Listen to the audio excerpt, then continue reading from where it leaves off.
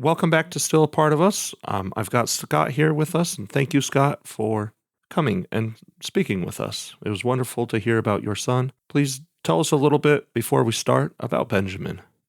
Benjamin was 40 weeks. He was stillborn May 3rd, 2023. You're just over a year, and I guess we've come to talk about, things that have helped you in this past year. Before we were talking, and you mentioned about the church. You guys were living in Florida, Mhm. and you guys were going to a church. Tell us about what happened with them and how they have helped you. Well, the pastor and his wife came the next day, and they sat with us for, somewhere between an hour and 2 hours. And they were just very comforting to us. They said, let us know if there's anything that we can do for you. They asked if they could bring meals and just, how they could be there for us, which was a fantastic, just a comforting feeling. They provided it was more than like 2 weeks worth of meals. They would come by, somebody came by every single day Yeah, and dropped off a meal. It was different. Somebody would make a home cooked meal, somebody would bring by Chick-fil-A. I think somebody brought McDonald's or something like that one night, but just they were praying for us and letting us know that they were praying for us, and that if there was anything that we needed, just to let them know. So that was a really great experience. And to this day, the pastor and his wife are still good friends of ours. When we went down to Florida a few months ago, we took them out to dinner, and I was just thinking, it'd be an hour and a half, but we stayed in that restaurant for 4 hours. yeah. So it's been great getting to know them more. And we wouldn't have known them without this experience. hmm It's amazing the kindness that is shown to you when Mhm. when you are mourning. Sometimes there's a lot of grace shown to people who mourn. And Yeah. it's so good to hear that these people, even though they didn't know you from Adam, were able to come and show support. Yes. And that whole community was able to just be around you. Mhm. And as a parent who is mourning, who is trying to figure out how to keep your own family, because you had two other children, how to keep you and your wife and your two children while still dealing with everything else. That taxation, that complication of finding food was alleviated. So yeah, Mhm. yeah. Now you mentioned that you went to a couple grief counseling groups. What did you learn from there that you would like to? Um, they talked about the different ways that it affects people. And they talked about some people who just couldn't handle it, that their marriage separated because of that. And that's, to me, that was heartbreaking. My wife Mhm. and I, we made our vows, for better, for worse, for richer, for poorer, sickness and in health, Yeah, through everything, that we would be together. And I remember there was a lady who's a dear friend of ours. She asked my wife the day that it happened, making sure that I didn't blame my wife for it. I didn't blame my wife at all in hmm any respect, but they just wanted to make sure that she was fine, that she was comforted. yeah, Um, and I guess the other thing was learning that how deeply this affects people and marriages. It was really sad to see, but instead of pulling apart, we kind of leaned into one another and hmm relied on one another for support.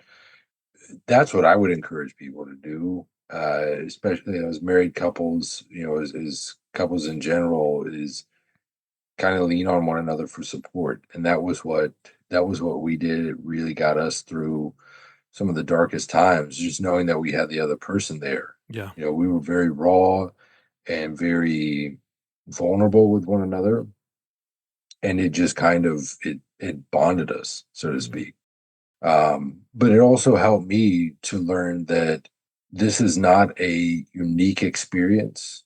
There were other people, even in that small community in Florida. By the time we started the therapy sessions, we were already in Colorado, Yeah, but everybody else was in Florida. yeah, And they take it from like a 6 month to a year period. I think the cutoff was like 6 months.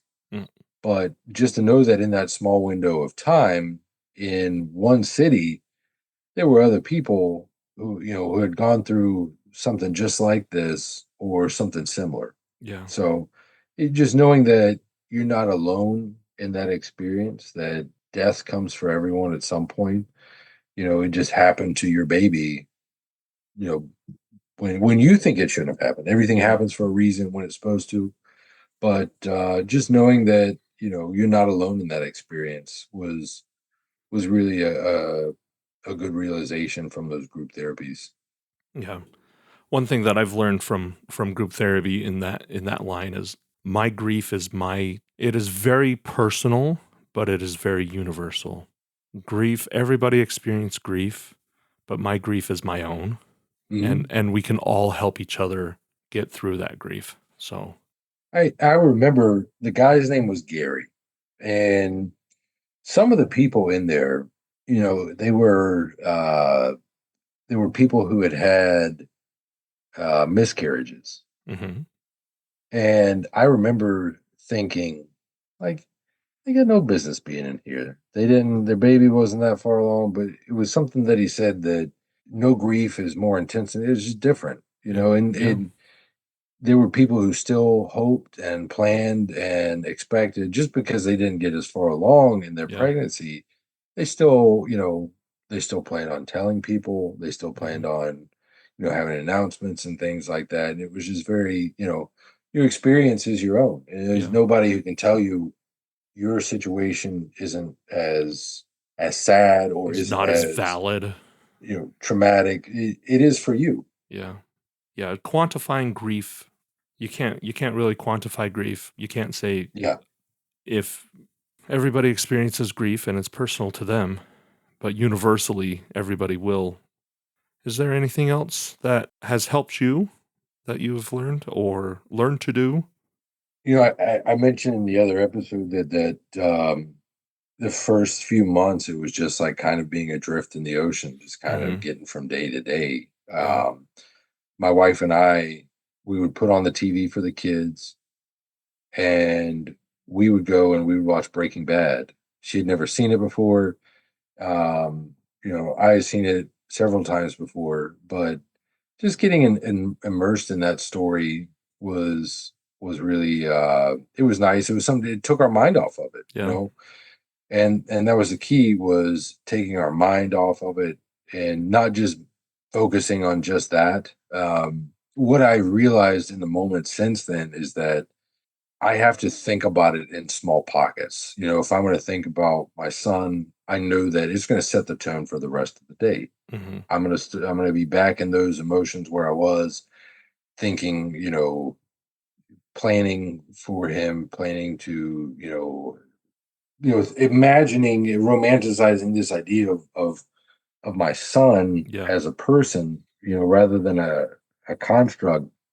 But I have to think about something positive after that, something I'm looking forward to, or something that's going well, Yeah. so that I can kind of put those emotions and those feelings back in that little bottle, so to speak, Yeah. and then kind of work through them and untangle them like knots, over Yeah. time. Over time.